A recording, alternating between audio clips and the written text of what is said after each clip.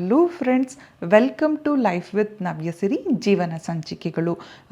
ನಾವು ಇತ್ತೀಚೆಗೆ ಚಿಕ್ಕಮಂಗ್ಳೂರು ಟ್ರಿಪ್ ಹೋಗಿದ್ವಿ.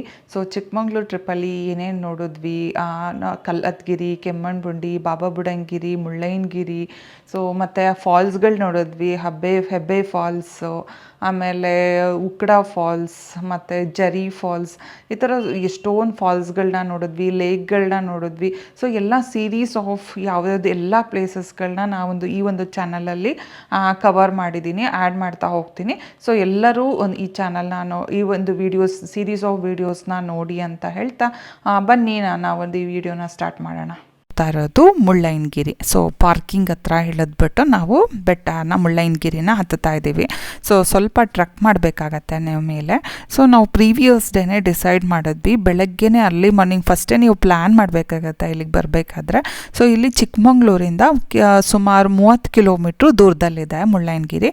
ಸೊ ಚಿಕ್ಕಮಂಗ್ಳೂರಿಂದ ಒಂದು ಅರ್ಧ ಗಂಟೆ ಆಗತ್ತೆ. ಇಲ್ಲಿ ಏನಂದರೆ ವೀಕೆಂಡ್ಸಲ್ಲಿ ತುಂಬ ಜನ ಬರೋದ್ರಿಂದ ಇವಾಗ ರೂಲ್ಸ್ ಮಾಡಿಬಿಟ್ಟಿದ್ದಾರೆ, ಇಷ್ಟೇ ವೆಹಿಕಲ್ಸ್ ಅಲೋ ಮಾಡೋದು ಅಂತ. ಸೊ ನಾವು ಫಸ್ಟೇನೇ ಬುಕ್ ಮಾಡಿಕೊಂಡು ಪರ್ಮಿಷನ್ ತೊಗೊಂಡಿರಬೇಕು ಇಷ್ಟು ವೆಹಿಕಲ್ ಅಂತ. ಮೇಲೆ ಬಂದರೆ ಅಲ್ಲಿ ಪಾರ್ಕಿಂಗ್ ವ್ಯವಸ್ಥೆ ಇರುತ್ತೆ, ಸೊ ಪಾರ್ಕಿಂಗ್ ಚಾರ್ಜ್ ಕೂಡ ಇರುತ್ತೆ. ಸೊ ನಾವು ಬುಕ್ ಮಾಡಿಕೊಂಡು ಬರಬೇಕು, ಇಲ್ಲ ಅಂತಂದರೆ ಅಲೋ ಮಾಡಲ್ಲ, ವಾಪಸ್ ಕಳಿಸ್ಬಿಟ್ಟಿರ್ತಾರೆ. ಸೊ ಈಗ ಎಷ್ಟೊಂದು ಜನ ಸುಮ್ಮನೆ ಬಂದ್ಬಿಟ್ಟಿದ್ರು, ಅಲ್ಲಿ ಬುಕ್ ಮಾಡಿಲ್ವಾ ನಿಮಗೆ ಅಲೋ ಇಲ್ಲ ಅಂತ ಅಂದ್ಬಿಟ್ಟು ರಿಟರ್ನ್ ಕಳಿಸಿದ್ರು. ಸೊ ಬೆಸ್ಟ್ ಅಂತಂದರೆ ಬುಕ್ ಮಾಡಿಕೊಂಡು ವೀಕೆಂಡ್ಸಲ್ಲಿ ಬರಬೇಕಾದ್ರೆ, ವೀಕ್ ಡೇಸಲ್ಲಿ ಏನು ಅಷ್ಟೊಂದು ಜನ ಇರೋದಿಲ್ಲ. ಸೊ ವೀಕೆಂಡ್ಸಲ್ಲಿ ತುಂಬಾ ಟ್ರಾಫಿಕ್ಕು ಜಾಮ್ ಆಗುತ್ತೆ, ತುಂಬಾ ಜನ ಬರ್ತಾ ಇರ್ತಾರೆ. ಸೊ ಬೆಳಗ್ಗೆ ಅರ್ಲಿ ಮಾರ್ನಿಂಗ್ 6 AM ಅಂದರೆ ಬೆಳಗ್ಗಿನ ಜಾವನೇ ಬಂದರೆ ಸೊ ನಮಗೆ ಸನ್ರೈಸ್ ಆಗೋದು ತುಂಬಾ ಚೆನ್ನಾಗಿರುತ್ತೆ ವ್ಯೂ, ಮತ್ತು ಕ್ಲೌಡ್ ಎಲ್ಲ ನಾವು ಚೆನ್ನಾಗಿ ನೋಡ್ಬೋದು. ಒಂದೊಂದು ಸತಿ ಫಾಗ್ ಕವರ್ ಆಗಿರುತ್ತೆ, ಸೊ ಅವಾಗೇನೂ ನೋಡ್ಲಿಕ್ಕಾಗಲ್ಲ. 9 ಗಂಟೆ 10 ಗಂಟೆ ಅಷ್ಟೊತ್ತಿಗೆ ಸ್ವಲ್ಪ ಎಲ್ಲ ಕ್ಲಿಯರ್ ಆಗುತ್ತೆ, ಆವಾಗ ಇನ್ನೂ ಚೆನ್ನಾಗಿ ಕಾಣುತ್ತೆ ದೂರದಲ್ಲಿರೋ ಬೆಟ್ಟಗಳು, ಗುಡ್ಡಗಳು. ಸೊ ಎಲ್ಲದು ಒಂಥರ ವ್ಯೂ ಅಂದರೆ ಪ್ರಕೃತಿ ಪ್ರಿಯರಿಗೆ, ನೇಚರ್ ಲವರ್ಸ್ಗೆ ತುಂಬಾ ಚೆನ್ನಾಗಿ ಅನಿಸುತ್ತೆ. ಟ್ರಾವೆಲ್ ಬ್ಲಾಗರ್ಸ್ಗಂತೂ ಇದು ಕೂಡ ತುಂಬಾ ಚೆನ್ನಾಗಿ ಅನಿಸುತ್ತೆ. ಇಲ್ಲಿ ಮುಳ್ಳಯ್ಯನಗಿರಿ ಟೈಮಿಂಗ್ಸ್ ಎಷ್ಟೊತ್ತಿಗೆ ಇರುತ್ತೆ ಅಂದರೆ ಮಾರ್ನಿಂಗ್ 6 AM ಇಂದ 6 PM ನಾವು ಸಾಯಂಕಾಲ 6 ಗಂಟೆ ಆದಮೇಲೆ ಅಲ್ಲಿ ಇರೋಲಿಕ್ಕೆ ಬಿಡಲ್ಲ. ಸೊ ನಾವು ಹೊರಟ್ಬಿಡ್ಬೇಕಾಗತ್ತೆ. ಸೊ ಸನ್ಸೆಟ್ನ ನೋಡಿಕೊಂಡು ಆದಷ್ಟು ಪ್ಲ್ಯಾನ್ ಮಾಡೋದಿದ್ರೆ ಈವ್ನಿಂಗು ಚೆನ್ನಾಗಿರುತ್ತೆ. ಲಾಸ್ಟ್ ಅಂದರೆ 4 ಇಂದ 6 PM ಸನ್ಸೆಟ್ ಆಗಬೇಕಾದ್ರೂ ಕೂಡ ವ್ಯೂ ತುಂಬ ಚೆನ್ನಾಗಿರುತ್ತೆ. ಅರ್ಲಿ ಮಾರ್ನಿಂಗು 6 to 9 AM ಚೆನ್ನಾಗಿರುತ್ತೆ ವ್ಯೂಸ್ ಎಲ್ಲ. ಸೊ ಆಮೇಲೆ ಮಧ್ಯಾಹ್ನದ ಮೇಲೆ ಬಂದರೆ ತುಂಬ ವಾರ್ಮ್ ಆಗಿರುತ್ತೆ, ಅಷ್ಟೊಂದು ಚೆನ್ನಾಗಿ ಅನಿಸಲ್ಲ. ಸೊ ಬೆಸ್ಟ್ ಟೈಮ್ ಅಂದರೆ ಅಕ್ಟೋಬರ್ ಟು ಮಾರ್ಚ್ ಬಂದರೆ it's best time to visit ಅಂತ ಹೇಳ್ಬೋದು. ಸೊ ವೆದರು ಕೂಡ ಆ ಟೈಮಲ್ಲಿ ತುಂಬ ಕೂಲಾಗಿ ಪ್ಲೆಸೆಂಟಾಗಿರುತ್ತೆ, ಕ್ಲಿಯರಾಗೂ ಇರುತ್ತೆ. ಸೊ ಇದೊಂಥರ ideal time for site seeing ಅವ್ರಿಗೆಲ್ಲ ಐಡಿಯಲ್ ಟೈಮು, ಮತ್ತು ಟ್ರೆಕ್ಕಿಂಗು, ಫೋಟೋಗ್ರಫಿಗೆಲ್ಲ ತುಂಬಾ ಚೆನ್ನಾಗಿರುತ್ತೆ. ಸೊ ಏಪ್ರಿಲಿಂದ ಮೇಗೆ ಬಂದರೆ ತುಂಬ ವಾರ್ಮ್ ಆಗಿ ಅನಿಸುತ್ತೆ, ಬಟ್ ಸ್ಟಿಲ್ ಗುಡ್ ಆಗಿರುತ್ತೆ, ಬರ್ಬೋದು. ಸೊ ಅಂದರೆ ಸೆಕೆ ಆಗ್ತಾ ಇರುತ್ತೆ, ಅಂದರೆ ಹತ್ತೋದಕ್ಕೆ ಇಳಿಲಿಕ್ಕೆ ಕಷ್ಟ ಆಗುತ್ತೆ, ತುಂಬ ಬಿಸಿಲಿರುತ್ತೆ. ಸೊ ಜೂನ್ ಸೆಪ್ಟೆಂಬರ್ ಮಾನ್ಸೂನ್ ಟೈಮಲ್ಲಿ ಏನಾದರೂ ಬಂದರೆ ಮಳೆ ಬರ್ತಾ ಇರುತ್ತೆ, ಸ್ಲಿಪ್ಪರಿ ಜಾರ್ತಾ ಇರುತ್ತೆ, ಆಮೇಲೆ ಗ್ರೀನ್ ಆಗಿರುತ್ತೆ, ನೋಡೋದಕ್ಕೂ ತುಂಬ ಬ್ಯೂಟಿಫುಲ್ ಆಗಿರುತ್ತೆ. ರೈನಿ ಸ್ಲಿಪ್ಪರಿ ರೋಡ್ಸ್ ಎಲ್ಲ ಇರುತ್ತೆ. ಸೊ ಇದು ಕೂಡ ಒಂಥರ ಅಂದರೆ ಮಾನ್ಸೂನಲ್ಲಿ ಸ್ವಲ್ಪ ಕಂಫರ್ಟಬಲ್ ಅಂತ ಅಂದ್ಕೊಳ್ಳೋರು ಅದು ಅವಾಗಲೂ ಬರ್ಬೋದು, ತುಂಬಾ ಚೆನ್ನಾಗಿರುತ್ತೆ. ಆವಾಗ ತುಂಬ ಜನನೂ ಸ್ವಲ್ಪ ಕಡಿಮೆನೇ ಇರ್ತಾರೆ ಆ ಟೈಮಲ್ಲಿ.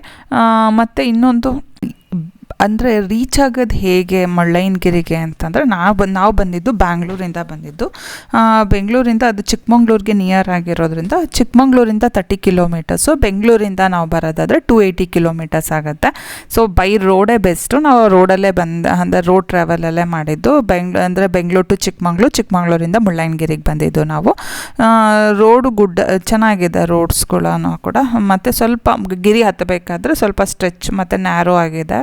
ಸೊ ಅದು ಮೋಟರ್ ಬೈಕಲ್ಲಿ ಅಲ್ಲಿ ಚಿಕ್ಕಮಂಗ್ಳೂರಲ್ಲಿ ನಮಗೆ ರೆಂಟೆಡ್ ಮೋಟರ್ ಬೈಕ್ಸ್ ಸಿಗ್ತವೆ. ಸೊ ಕೆಲವ್ರಿಗೆ ಟ್ರಾವೆಲರು ಎಕ್ಸ್ಪ್ಲೋರ್ ಮಾಡಬೇಕಂತ ಅಂದರೆ ಸೊ ಮೋಟರ್ ಬೈಕ್ಸು ತೊಗೊಂಡು ಎಕ್ಸ್ಪ್ಲೋರ್ ಮಾಡ್ಬೋದು. ಟ್ರೈನಲ್ಲೂ ಬರ್ಬೋದು. ಇಲ್ಲಿ ಚಿಕ್ಕಮಂಗ್ಳೂರಿಗೆ ನಿಯರೆಸ್ಟ್ ರೈಲ್ವೆ ಸ್ಟೇಷನ್ ಅಂದರೆ ಕಡೂರು. ಬೆಂಗಳೂರಿಂದ ಕಡೂರಿಗೆ ಸುಮಾರು ಟ್ರೈನ್ಗಳಿದ್ದಾವೆ, ಸೊ ಟ್ರೈನಲ್ಲೂ ಬರ್ಬೋದು. ಟ್ಯಾಕ್ಸಿ ಬಸ್ಗಳು ಸುಮಾರು ಬಸ್ಸಸ್ ಇದ್ದಾವೆ, ಸೊ ಬಸ್ಸಲ್ಲಿ ಬರ್ಬೋದು.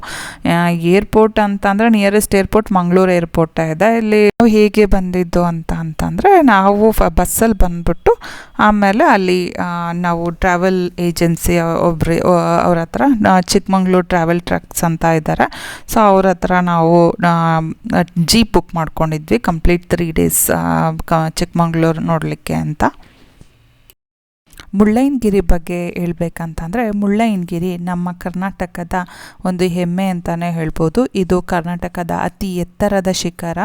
ಇದು ಮುಳ್ಳಯ್ಯನಗಿರಿ ಚಿಕ್ಕಮಂಗ್ಳೂರು ಜಿಲ್ಲೆಯಲ್ಲಿರೋದ್ರಿಂದ ಚಿಕ್ಕಮಂಗ್ಳೂರಿಂದ ಜಸ್ಟ್ 30 ಕಿಲೋಮೀಟ್ರ್ ಇದೆ. ಇದು ಸಮುದ್ರ ಮಟ್ಟದಿಂದ 1930 ಮೀಟರ್ ಎತ್ತರದಲ್ಲಿದೆ. ಇದು ಸಹ್ಯಾದ್ರಿ ಪರ್ವತ ಶ್ರೇಣಿಯ ಒಂದು ಅದ್ಭುತ ಭಾಗ ಅಂತಲೇ ಹೇಳ್ಬೋದು. ಇಲ್ಲಿ ಕಾಲಿಡ್ತಿದ್ದಂಗೆ ನಮಗೆ ತಂಪಾದ ಗಾಳಿ ನಮ್ಮನ್ನು ಸ್ವಾಗತ ಮಾಡಿ ಕರೆಯೋ ಥರ ಅನಿಸುತ್ತೆ. ಎಷ್ಟು ಜೋರಾಗಿ ಚಳಿ ಆಗ್ತಾ ಇರುತ್ತೆ, ಗಾಳಿ ಬೀಸ್ತಾ ಇರುತ್ತೆ. ಒಂದೊಂದು ಸತಿ ಸುಂಟ್ರು ಗಾಳಿ ಬೀಸ್ತಾ ಇದ್ದರೆ ಅಯ್ಯೋ ನಮ್ಮನ್ನೇ ಎತ್ಕೊಂಡು ಹೋಗೋ ಥರ ಅನಿಸ್ತಾ ಇತ್ತು. ಲಾಸ್ಟ್ ಟೈಮ್ ಬಂದಾಗ ಹಾಗೆ ಜೋರು ಗಾಳಿ ಬೀಸ್ತಾ ಇತ್ತು. ಇವತ್ತೇನು ಅಷ್ಟೊಂದು ಗಾಳಿ ಇರಲಿಲ್ಲ ನಾವು ಹೋದಾಗ. ಸೊ ಮೋಡಗಳಂತೂ ಒಂಥರ ನಮ್ಮ ಮೇಲೇ ತಲೆ ಮೇಲೆ ಹೋಗ್ತಾ ಇದ್ದಾವೇನೋ ಅನ್ನೋ ಥರ ಅನಿಸ್ತಾ ಇತ್ತು. ಅಷ್ಟು ನಾವು ಬೆಟ್ಟ ಹತ್ತಿ ಇಳಿದಾದ್ಮೇಲೆ ಶಿಖರ ಇಳಿದ್ಬಿಟ್ಟು ಕೆಳಗಡೆ ಬಂದ್ವಿ. ಕೆಳಗಡೆ ಬಂದಾಗ ಅಲ್ಲಿ ಮುಳ್ಳಪ್ಪ ಸ್ವಾಮಿ ದೇವಸ್ಥಾನಕ್ಕೆ ಬಂದ್ವಿ. ಸೊ ಮುಳ್ಳಪ್ಪ ಸ್ವಾಮಿ ದೇವಸ್ಥಾನ ಕೂಡ ತುಂಬಾ ಚೆನ್ನಾಗಿದೆ. ಸೊ ಇಲ್ಲಿ ಕೂತ್ಕೊಂಡು ಕಾಮಾಗಿ ಪೀಸಾಗಿ ರಿಲ್ಯಾಕ್ಸೇಷನ್ ಅನಿಸುತ್ತೆ. ನಮ್ಮ ಮೈಂಡಿಗೂ ಸ್ವಲ್ಪ ಒಂಥರ ಪೀಸ್ಫುಲ್ ಅನುಭವ ಸಿಗುತ್ತೆ. ಸೊ ಈ ದೇವಸ್ಥಾನ ಮುಳ್ಳಪ್ಪ ಸ್ವಾಮಿಯವರು ಒಬ್ಬರು ಸೇಂಟ್ ಅಂದರೆ ಒಬ್ಬರು ಋಷಿಗಳು. ಇಲ್ಲಿ ಒಂದು ದೊಡ್ಡ ಗುಹೆ ಇದೆ. ಸೊ ಇಲ್ಲೇ ನಿಯರ್ ಬೈ ಆ ಗುಹೆನಲ್ಲಿ ಅವರು ಧ್ಯಾನ ಮಾಡಿದ್ರು ಅಂತ ಒಂದು ನಂಬಿಕೆ ಇದೆ. ಸೊ ಅವರ ನಂಬಿಕೆ, ಅವರು ಶಿವನ ಭಕ್ತರಾಗಿದ್ದರೆ ಇಲ್ಲೊಂದು ಮುಳ್ಳಪ್ಪ ಸ್ವಾಮಿ ಅಂತ ಅಂದರೆ ಶಿವನ ಸ್ವರೂಪ. ಸೊ ಆ ಒಂದು ದೇವಸ್ಥಾನನ ಇಲ್ಲಿ ಮುಳ್ಳಯ್ಯನಗಿರಿ ಮೇಲ್ಗಡೆ ಇದೆ. ಸೊ ಇದು ಕೂಡ ಅಂದರೆ ಇಲ್ಲಿ ಬಾಬಾ ಬುಡನ್ಗಿರಿ, ಮುಳ್ಳಯ್ಯನಗಿರಿ, ಸೊ ಈ ಥರ ಗಿರಿಗಳು ಸುಮಾರಿದ್ದಾವೆ. ಎಲ್ಲ ಕಡೆ ಒಂದು ದೇವಸ್ಥಾನಗಳು ಕೂಡ ಇದ್ದಾವೆ. ಅಲ್ಲಿ ಋಷಿಗಳು ತಪಸ್ ಮಾಡಿ ಧ್ಯಾನ ಮಾಡಿರ್ತಕ್ಕಂಥ ಸ್ಥಳಗಳು. ಸೊ ಋಷಿಗಳು ಕೂಡ ಇಂತಹ ಒಂದು ಕಾಮ್ ಆಗಿರೋ ಒಂದು ಪ್ಲೇಸ್ಗಳನ್ನ ತನ್ನ ತಪಸ್ಸಿಗೆ ಧ್ಯಾನಕ್ಕೆ ಆಯ್ಕೆ ಮಾಡ್ಕೊತಿದ್ರು ಅಂತ ಒಂದು ನಂಬಿಕೆ ಇದೆ. ಇಲ್ಲಿಗೆ ಈ ಒಂದು ವಿಡಿಯೋನ ನಾನು ಎಂಡ್ ಮಾಡ್ತಾ ಇದ್ದೀನಿ. ಸೊ ಇನ್ನೂ ಯಾರು ಸಬ್ಸ್ಕ್ರೈಬ್ ಆಗಿಲ್ವೋ ಸಬ್ಸ್ಕ್ರೈಬ್ ಮಾಡಿಕೊಂಡು ಎಲ್ಲ ವಿಡಿಯೋಗಳನ್ನ ನೋಡಿ ಅಂತ ಹೇಳ್ತಾ ಬಾಯ್, ಸಿ ಯು.